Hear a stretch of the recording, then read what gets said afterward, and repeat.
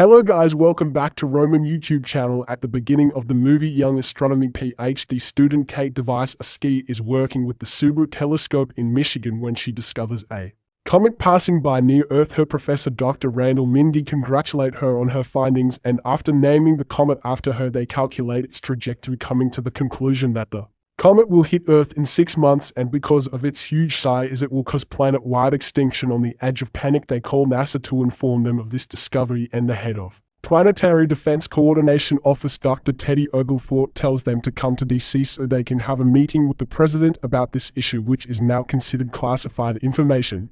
They go to the White House early in the morning and are left waiting the whole day without hearing a word from the president, who is prioritizing taking care of a scandal involving one of her candidates. Kate and Randall are sent to spend a night in a hotel where they call their loved ones and try to find comfort in their voices without being able to tell them what is going on. Randall calls his wife June and his sons to check on them, and Kate talks to her boyfriend Philip, who works as a journalist for an important newspaper. The following day Kate, Randall and Teddy finally get to see President Cheney Orlean and the Chief of Staff Jason Orleans, who also happens to be the president's son. They do not take their warning seriously, saying they are warned about the end of the world every month with excuses like economic collapse and loose nukes. So for now she wants them to sit and assess until the midterms are over, seeing as the White House will do nothing. Teddy wants them to leave the information to the press, which could get them in trouble since talking about classified information is illegal, but it is still better than dying over comet. While Sir Peter issue will take billionaire CEO of Bash also learns of the incoming comet thanks to some astronomer friends of his. Philip gets Kate and Randall an interview with the New York Herald. They accept to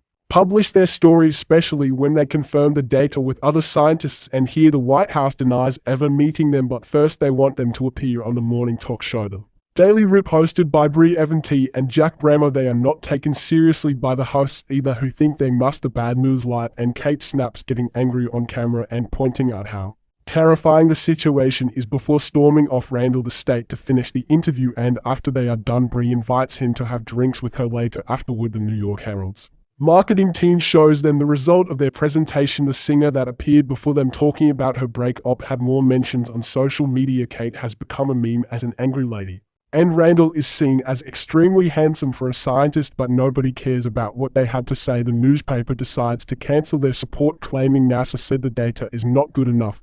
They quickly realize the head of NASA, who was not even an actual astronomer, is one of the president's donors and working under her agenda. To make matters worse, Philip takes advantage of Kate going viral and write an article about how he used to sleep with her, which she accepts as a breakup, and Randall cannot keep himself out of social media arguing with anybody that questions his scientific knowledge and conspiracy theorists. When the president finds herself as part of a bigger scandal involving some intimate pictures of her private parts, she sends the FBI to bring Kate, Randall and Teddy to her office again and apologizes for having ignored them. Kate quickly picks up on the fact they are doing this just because they are afraid to lose the midterms, but accepts to help anyway, because getting to stop the comet is the most important priority at the moment. The president made it's a national broadcast announcing the comet is real and that they have a plan to destroy it. They will launch a spacecraft that can struck the comet using nuclear weapons, despite Randall's opinion that this should be a mission guided by remote technology. Jeannie chooses General Benedict Dress to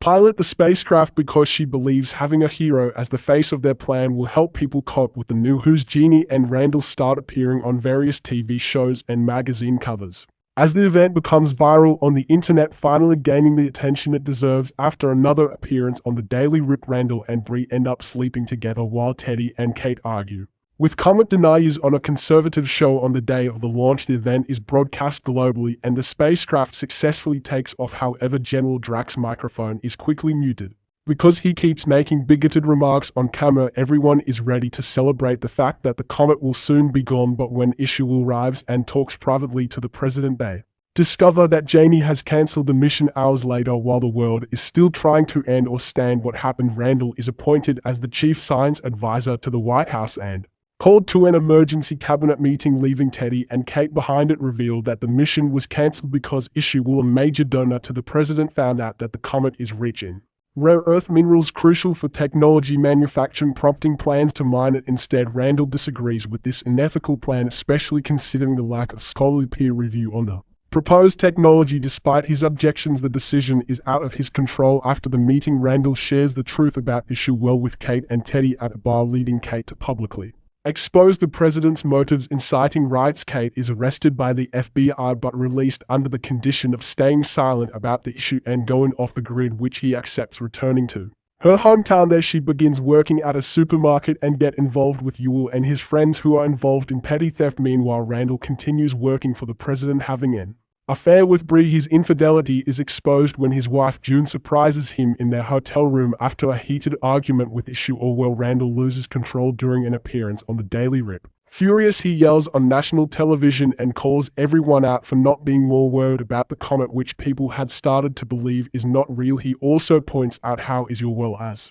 shutting up all scientists that do not agree with him, that the president lied, and that the whole administration has lost its mind. The FBI catches him after this and offers him the same deal they gave Kate, so Bree breaks up with him. Sometime later, Randall is driving back to Michigan and Kate is hanging out with Yor when they both look at the sky and see the same thing. The comet is finally close enough to be visible by the naked eye. The two of them record themselves with it and ask the world to see it, starting a movement called Look Up that millions of people around the world join and make posts about on the internet. Randall even starts appearing on TV again, calling the government out for their awful plans and even gaining the support of the famous singer Is That Right? A special Just Look Up, a song this causes Jamie to read, tallying with her own movement called Don't Look Up, which is supported by millions of conservative voters and conspiracy freaks that believe her when she says Randall only wants them to be afraid and lose their freedom. Riots and protests take over the streets while Russia, India, and China work together to send their own spacecraft to stop the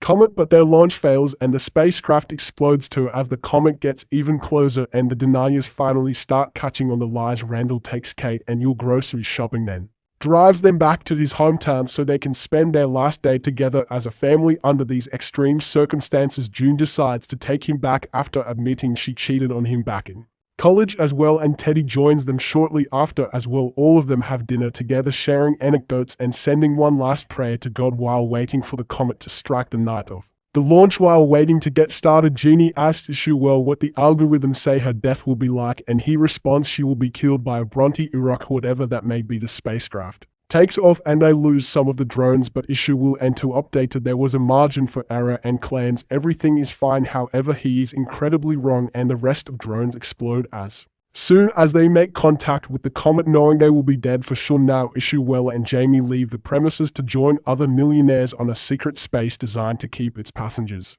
alive cryogenically so they can flee Earth before doom strikes. Completely forgetting about her son, Jeannie calls Randall and offers him a place for him and his wife, but he turns it down, wanting to stay with them until the end. People around the world cling to their loved ones as the comet hits Earth and destroys life as we know it. The only survivor to come out from under the ruins is Jason, who immediately celebrates his life by taking a selfish Subscribe and press the bell so you don't miss any updates.